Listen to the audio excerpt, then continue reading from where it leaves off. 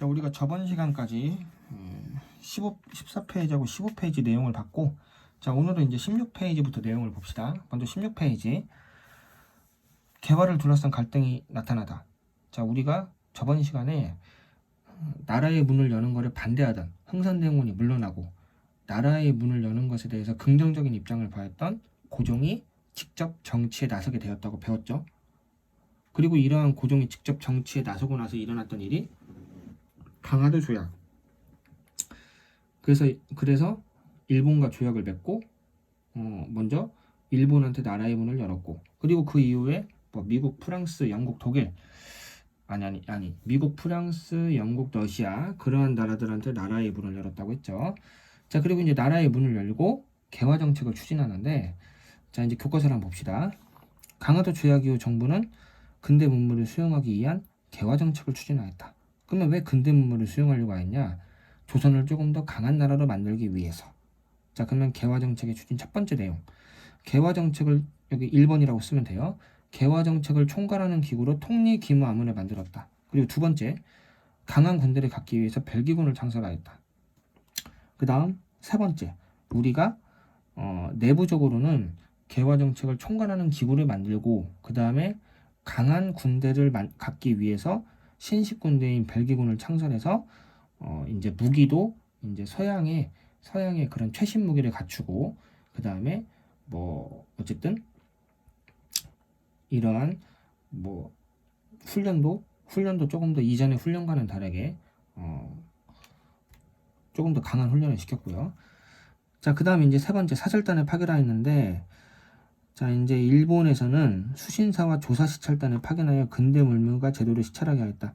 일본한테는 수신사, 조사시찰단 이런 거를 파견해가지고 뭐 일본의 근대 물물과 제도를 배우게 하였다. 뭐 이러한 내용이고, 그 다음에 청나라한테는 영선사를 파견해서 역시나 뭐 청나라의 근대적 무기 제조 기술 그리고 군사 훈련법 이런 거를 배우게 했다고 하는데, 자, 그래서 첫 번째, 개화 정책을 총괄하는 기구로 이러한 기구를 설치하였다. 그 다음 강한 군대를 갖기 위해서 새로운 신식 군대인 벨기군을 창설하였다. 그리고 우리 옆에 있는 일본과 청나라가 개화 정책이 어느 정도 진행되어 있는가 파악을 하고, 그리고 배울 게 있으면 배워오기 위해서 수신사와 조사시찰단을 일본에 파견하였고, 청나라한테는 영선사를 파견하였다. 뭐 이 정도로만 알고 있으면 될 것 같아요. 너무 어렵게 보지 말고 객관식이고 이번에 문제 되게 쉽게 나옵니다. 자, 그래서 개화 정책을 총괄하는 기구, 통리기무아문, 신식군대, 벨기군, 그 다음에 일본하고 청나라한테 뭐 이러한 사절단을 파견해서 그 나라들의 어떠한 뭐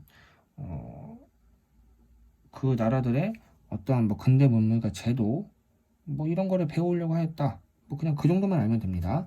여기 너무 어렵게 볼 필요 없다고 제가 분명히 말했어요. 자, 그 다음 위정척사 운동의 전개. 위정척사 운동. 자, 조선 정부에서 이런 식으로 개화 정책을 추진하고 있는 가운데, 자, 이제 이 개화 정책에 반대하는 위정척사 운동이 일어나게 되는데, 여기 나와 있죠? 위정척사 왼쪽에 나와 있죠? 자, 위 디펜스 지키다, 위 정은 바르다. 그러면 뭐 바른 거를 지킨다. 위정 바른 거를 지킨다. 여기서 말하는 바른 것은 뭐냐? 나와 있죠? 성리학적 전통 질서라고 나와 있습니다. 교과서에 나와 있죠. 그 다음 척사, 사악한 거를 배척한다. 여기서 말하는 사악한 거 바로 서양의 문물을 말하는 겁니다. 사악한 거를 배척한다. 한마디로 이거는 개화 정책에 반대한다는 거죠. 자, 내용을 한번 같이 볼까요? 자, 보수적 유생들은 성리학적 전통 질서를 지키고 외세를 배척하자는 위정척사 운동을 전개하였다. 자, 그리고 위정척사 운동도 나름대로 흐름이 있거든요. 근데 여러분들이 이러한 흐름까지는 너무 자세히 알 필요 없고, 그냥 위정척사 운동, 개화 정책, 그러니까 어떠한 서양이라든가 일본 저들과 교역을 맺고 무역을 하고 이런 거 반대. 개화 정책의 반대, 외국 세력과 교역하고 뭐 관계 맺는 거 반대, 이런 거라고 생각하면 돼요. 자, 그러면 흐름 간단하게 보죠. 저하고. 자, 일단 핵심은 이거라고 했어요. 자, 서양 세력과 교역, 외교, 서양 세력뿐만 아니라 뭐 일본도 마찬가지고 어떤 외국 세력과 교역 같은 걸 반대하고 우리의 전통 질서를 지키자. 이게 위정척사, 개화정책 반대라고 했어요. 반대. 이게 핵심이라고 했고, 자, 그러면 흐름 간단하게 봅시다. 처음에는 통상을 반대해요. 여기다 통상 반대 운동이라고 적어줘요. 통상, 전 시간에 우리 배웠죠? 상거래를 통한다. 저들과 교역이나 무역을 맺는다. 교역이나 무역 관계를 맺는다. 즉 나라의 문을 연다. 그런 말이죠. 자, 그래서 1860년대 기정진과 이항로, 이 사람들의 이름도 좀 알아둘 필요가 있어요. 자, 이러한 사람들이 위정척사 운동을 주장했던 사람들이었다. 이 정도는 알아야 됩니다. 기정진, 이항로. 만약에 기정진과 이항로가 개화 정책을 찬성하였다. 외국과의 교역이나 무역을 찬성하였다. 그러면 틀리겠죠?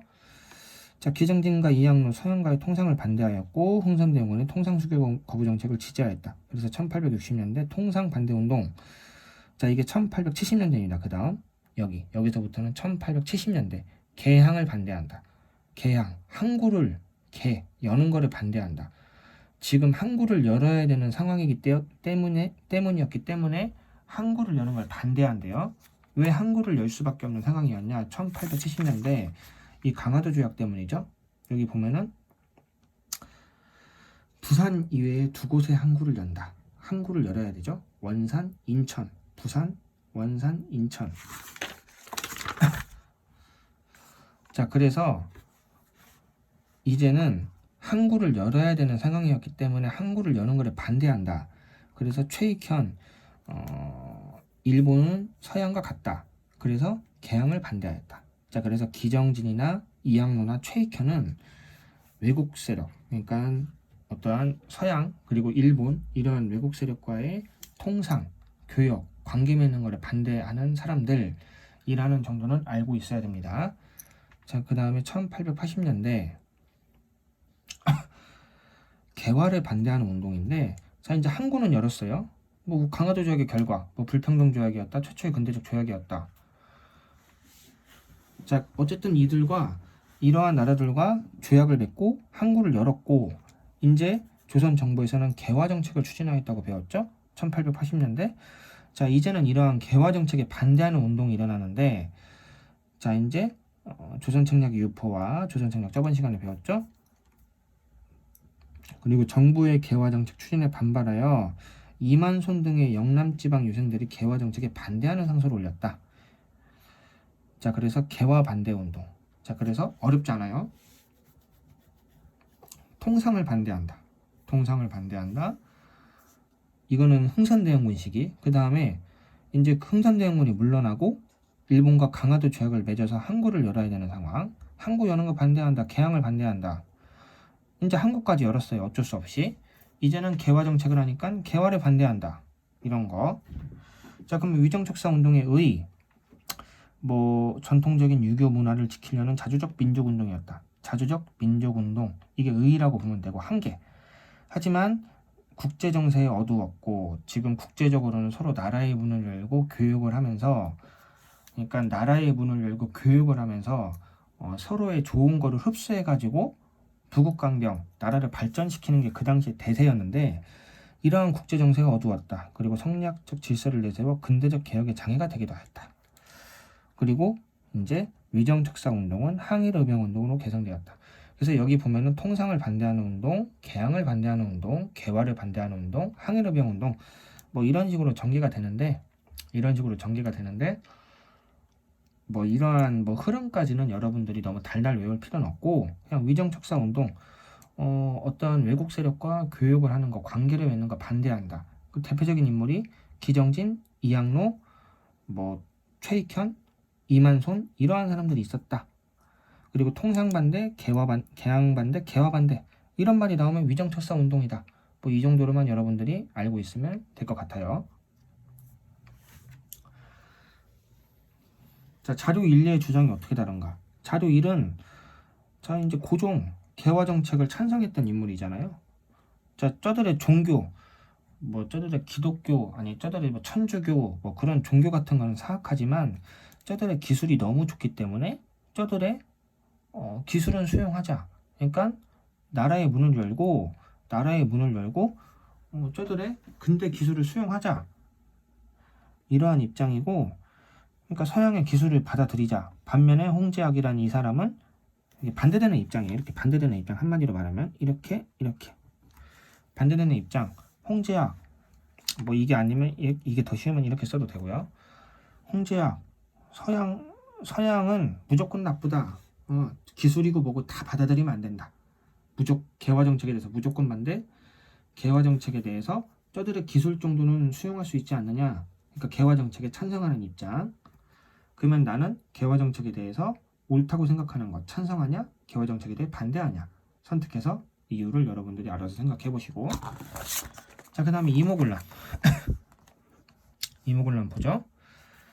이모군란의 먼저 배경. 자, 우리가 제목 자체가 개화 정책을 둘러싼 갈등이 일어났다고 했잖아요. 그 갈등이 폭발하게 된 사건이 바로 이모군란입니다. 이모군란의 배경. 정부의 개화 정책에 대해서 갈등이 있었다고 했죠. 찬성하는 입장이 있었고 반대하는 입장이 있었고, 자, 이러한 개화 정책에 대해서 불만, 개화 정책에 한마디로 반대하는 입장이었죠. 이러한 반대하는 불만은 99인들에게도 터져나왔다. 왜냐?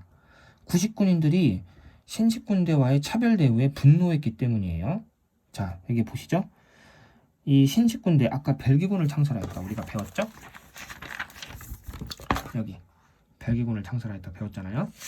이러한 신식군대인 벨기군한테는 최신 무기, 그리고 뭐 이렇게 군복 같은 것도 아주 새거, 최신 군복 이런 거를 주고, 급료 같은 것도 밀리지 않고 제때제때 주는데 99인들한테는 막 몇십 년 쓴 무기, 녹슨 무기, 그리고 군복 같은 경우도 이전에 몇십 년 동안 썼던 거를 그대로 물려받고, 뭐 아무리 빨아도 냄새가 날 수밖에 없겠죠. 뭐 그런 거.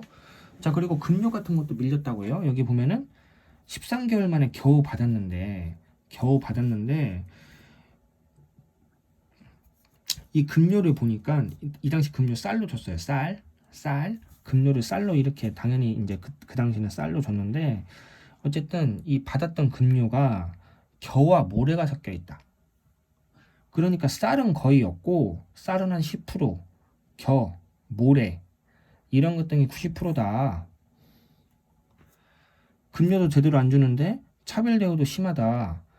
그래서 99인들의 불만은 상당히 많았고, 자, 그 다음 세 번째, 이모군란의 배경 세 번째, 개항 이후 경제적 어려움이 커진 도시의 하층민들도 봉기에 가담하였다. 개항, 항구를 열었죠.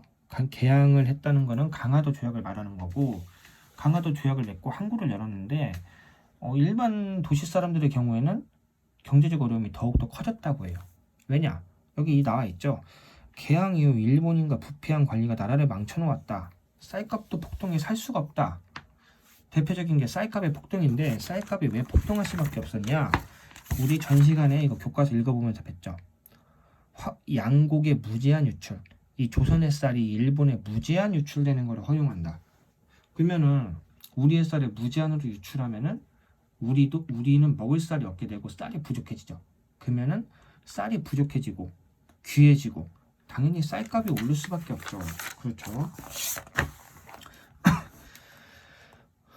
자, 그래서 쌀값이 폭등해 살 수가 없다. 그리고 여기서 말하는 일본인과 부패한 관리, 즉 민씨 세력을 말해. 민씨, 즉 고종의 부인이었던 명성황후가 민씨였는데, 자, 고종이 이제 자기 아버지인 흥선대원군이 물러나고 이러한 그 자신의 부인의 친척들 민씨 일파들과 같이 국정을 운영했는데, 백성들의 입장에서는 이러한 민씨 일파들이 일본인과 짝짝꿍이 돼가지고 강화도 조약을 맺어서 항구를 열고 우리를 못 살게 군다라고 생각을 했던 것 같아요.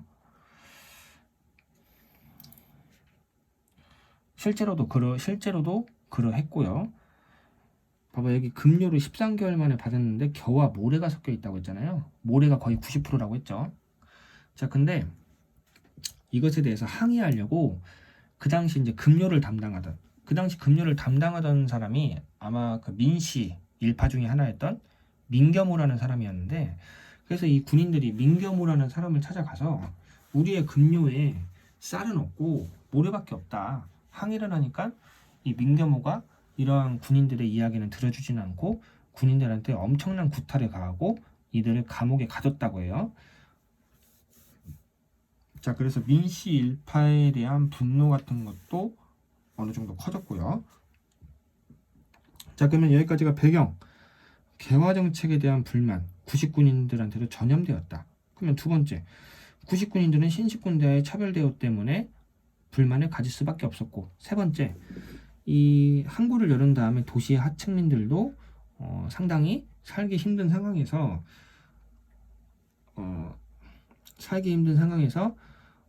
일본인한테도 감정이 안 좋았고, 그리고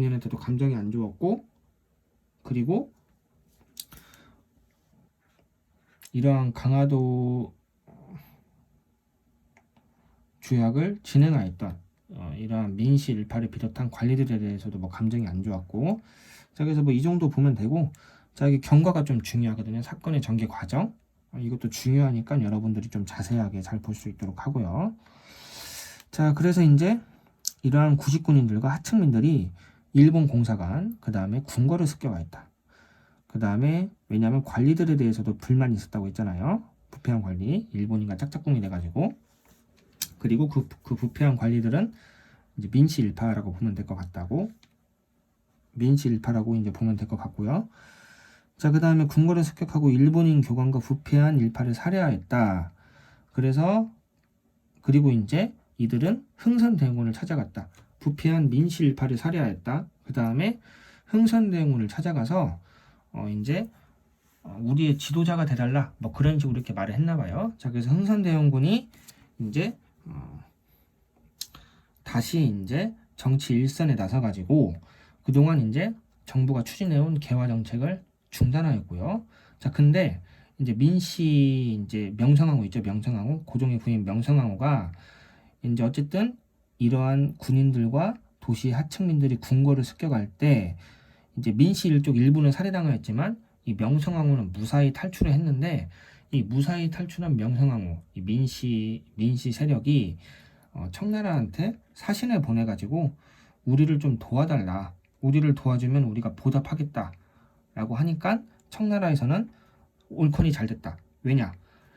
청나라의 경우에는 지금 일본이 강화도 조약 이후에 자꾸 조선 땅에 진출하는 것에 대해서 별로 좋지 않게 생각했는데, 이 고종의 부인인 민씨일파, 이 명성황후 측에서 도와달라고 하니까 조선의 영향력을 다시 한번 확대할 수 있는 좋은 기회다.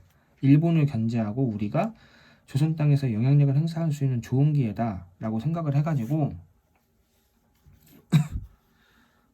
생각해서 청나라가 군대를 보내가지고 대원군을 납치했다. 그리고 민씨가 다시 정권을 잡았다. 그 사건의 전개 과정, 궁궐을 습격해서 일본 공사관과 궁궐을 습격해서 일본인들과 민씨일파를 살해하였다. 그리고 이제 흥선대원군을 이들의 지도자로 삼았고, 흥선대원군은 모든 개화 정책을 중단하였다. 하지만 명성황후 민씨일파가 청나라한테 도움을 요청하였고, 이러한 청에 군대를 보내가지고 결국 흥선대원군이 잡혀가면서 이모군란은 진압되었다. 자, 그 다음에 이모군란의 결과 첫 번째, 청나라로부터 내정 간섭이 심화되었다. 이게 첫 번째 결과입니다. 이 정도만 알고 있으면 돼요. 청나라에 대한 내정 간섭이 심화되었다. 청나라로부터 내정 간섭이 심화되었다. 그 증거 중에 하나가 바로 조청상민 수륙무역장정. 자, 조선과 청나라가 이 무역 조약을 체결했는데, 자, 이 청나라의 모든 사람들은 조선의 수륙, 조선의 바다, 그 다음에 조선의 바다와 강, 그리고 조선의 육지에 마음대로 다닐 수 있다. 마음대로 다닐 수 있다. 그러니까 이제는 이 조선 땅에 우리 청나라 사람들이 마음대로 다니면서 마음대로 상거래 활동, 상업 활동, 경제 활동 이런 거 마음대로 할 테니까 간섭하지 마라. 우리가 뭐를 하든 간에.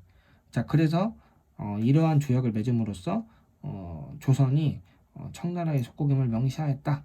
그러니까 조선은 청나라한테 아무 말도 못하는 우리 청나라의 부하다. 뭔가 이런 식으로 명시하였다고 합니다.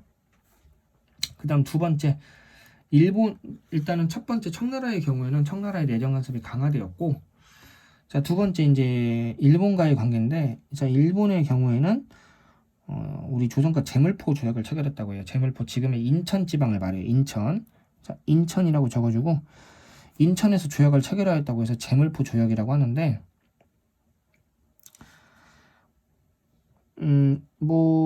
일본 공사관을 습격하고 일본 사람을 죽였으니까 그것에 대한 배상금 지불하는 거 뭐 당연하겠죠.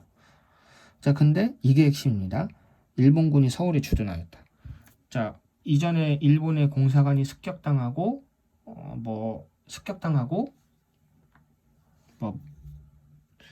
일본 사람 일부가 죽었죠. 자, 그래서 이제 일본에서는 너희 조선이 너희 조선 땅에 있는 우리 일본 사람을 지켜주지 못하니까 너희 조선이 조선 땅에 있는 일본 사람을 지키지 못하니까 우리 일본이 군대를 파견해서 일본 사람은 우리가 지키겠다라고 해서 일본군이 서울에 주둔하는 것을 우리가 허용하게 되었다고 합니다. 이때부터 일본군이 우리 조선 땅에 주둔하였다. 뭐 그러한 내용인데, 자, 어찌됐든 간에 뭐 이러한 배경, 개화 정책에 대한 불만이 있었다. 그 다음 뭐 궁궐과 뭐 공사관을 습격해서 일본인도 죽이고 민시일파도 살해하고, 그리고 흥선대원군이 이들의 지도자가 되었고 개화 정책을 중단하였고, 근데 흥선대원군이 청나라에 의해 납치당하면서, 그러니까 민시일파의 사주를 받은 청나라로부터 납치가 돼가지고 이 이모군란은 허무하게, 그리고 이 청나라 군대가 이제 이모군란의 주동자 세력들을 잡아가지고 다 죽였죠. 자, 그래서 이제 어찌됐든 간에 뭐 이제 민시 세력이 다시 정권을 잡았고, 그리고 이제 청나라에 대한 내정 간섭이 심화되었고, 왜냐? 우리가 청나라의 도움을 받았으니까. 그 다음 일본의 경우에는 제물포 조약을 맺고 일본의 군대가 조선 땅에 주둔하는 것을 이때부터 허용하였다. 왜냐? 우리 조선이 조선 땅에 있는 일본 사람을 지키지 못하였기 때문에. 자, 그 다음 흥선대원군은 호포제죠. 호포제. 여기 나와 있죠. 호포제. 그 다음에 프랑스 병인양요 때 약탈해 갔다. 배웠죠, 이것도. 그 다음에 조선책략. 이거 김응집이, 일본의 수신사로 파견된 김응집이 조선책략을 일본 땅에서 접하였고, 이러한 조선책략의 내용은 러시아가 악의 축이에요. 이러한 악의 축인 러시아를 막기 위해서는 조선은 미국, 중국, 청나라, 그 다음에 일본과 친하게 지내라. 그래서 이러한 조선 책략이 이제 고종의 마음에 들었는가, 이제 조선 땅에서 이제 권장도서, 이 책을 읽어봐라 많이 권장도서로 여기면서 이제 미국과 수교를 할 필요성이 있지 않느냐. 왜냐하면 이 조선 책략에는 미국과 친하게 지내라는 내용이 있었으니까. 자, 그래서 우리가 미국과 수교를 해야 될 필요성이 있지 않느냐라는 이제 말이 퍼지기 시작하였고, 이러한 미국을 청나라가 소개해줘가지고 우리가 미국과 수교를 하였다고 했죠. 자, 그 다음 이거는 뭐가 틀렸냐? 이거는 강화도 조약을 말하는 거죠. 이게 틀렸습니다. 이게 틀렸죠? 조선이 외국과 맺은 최초의 근대적 조약은 강화도 조약입니다. 수신사를 파견하여 청나라에다가는 영선사를 파견하였죠. 청나라에다가는 영선사를 파견하였습니다. 여기 영선사 나와 있죠. 자, 그 다음에 정부의 개화 정책에 반발한 벨기군이 아니죠. 개화 정책에 반발한 구식군인이죠. 구식군인. 자, 그 다음 오늘 마지막 20페이지까지만 볼게요. 자, 이제 급진개합화 근대적 국가건설을 꿈꾸다. 자, 급진개합화가 근대적 국가건설을 꿈꿨는데, 자, 개합하면 개합하지 급진이 있고 또 온건이 있나 봐요. 자, 그러면 급진과 온건 왜 왜 분화가 되었냐? 개합화가 왜 급진과 온건으로 분화되었냐? 그리고 개합화가 어떻게 형성되었냐? 한번 봅시다. 자, 개합화의 형성과 분화. 형성, 여기다 형성이라고 적어줘요. 개합화 형성. 박규수, 유은계의 영향을 받은 김옥균, 뭐 이러한 사람들이 김옥균, 김현식 이러한 사람들이 개합파라는 하나의 정치 세력으로 등장하였다. 박규수, 유은기 이분들이 여기에 나왔죠. 여기 나와 있죠. 뭐 14페이지 다시 한번 참고해서 보셔도 되고요. 자, 그리고 이러한 개합파가 분화되었다.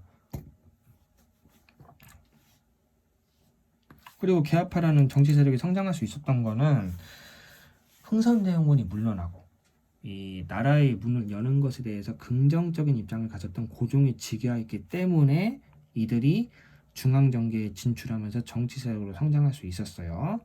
자, 그 다음 분화.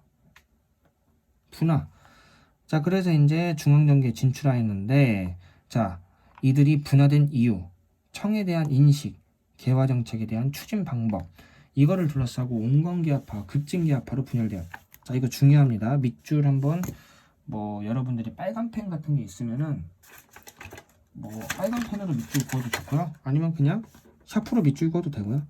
자, 여기 보면 청나라에 대한 인식, 개화정책의 추진 방법 이런 거.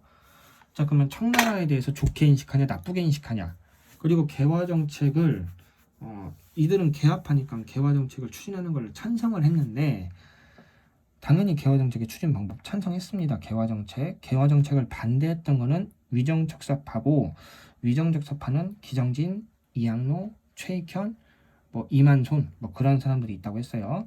추진 방법 빠르게 하느냐 느리게 하느냐.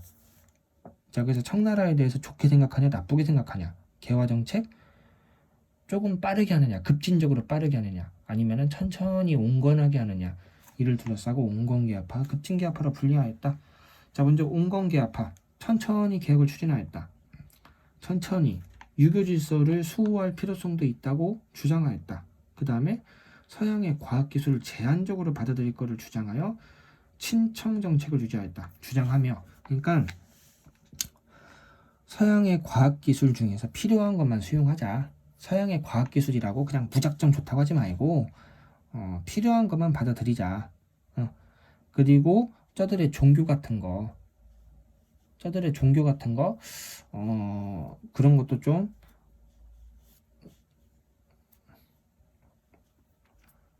주의하면서 보자.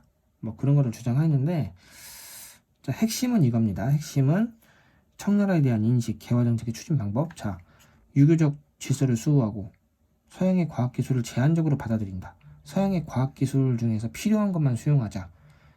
여기까지가 이제 개화정책의 추진 방법이고, 그 다음에 청나라와 친하게 지내자. 청나라에 대한 인식. 자, 급진개합파는 말 그대로 급진적인 개혁. 서양의 과학기술은 무조건 다 수용해야 되고, 과학기술뿐만 아니라 서양의 모든 사상, 뭐 천주교, 뭐 기독교 모든 사상과 제도까지 다 수용해야 된다. 그 다음에 청나라 나쁜 놈들이다. 우리 조선을 간섭하는 나쁜 놈들이다. 간섭에서 벗어나자. 이런 거를 주장했다고 합니다. 그래서 요약하면 온건개합파, 천천히 개혁을 하자. 서양의 과학기술 정도만 뭐 필요한 것만 받아들이자. 청나라 좋은 나라다. 그 다음에 급진개합파, 서양의 모든 과학기술 다 받아들이고 근대적 사상과 제도까지 적극적으로 수용해야 된다 라고 주장을 하였다고 합니다. 그 다음에 청나라의 간섭에서 벗어나자고 주장을 했고요. 자, 그래서 여러분들 헷갈릴까 봐 다시 한번 말할게요. 온건개합파, 서양의 과학기술까지는 오케이. 근데 근대적 사상과 제도는 안 돼. 그게 바로 온건개합파고, 그 다음에 급진개합파, 서양의 과학기술뿐만 아니라 근대 사상과 제도까지 적극적으로 수용해야 된다. 자, 그럼 여러분 제가 문제 하나 내볼게요. 서양의 과학기술은 필요하다고 주장하였으나, 서양의 과학기술 수용은 필요하다고 생각하였으나 저들의 사상과 제도는 반대하였던 개합파. 무슨 개합파일까요? 바로 온건개합파. 자, 그럼 문제 또 한번 낼게요. 서양의 과학기술뿐만 아니라 저들의 제도와 사상까지 수용하자는 개합파 집단, 바로 급진개합파죠. 자, 오늘은 여기까지 할게요.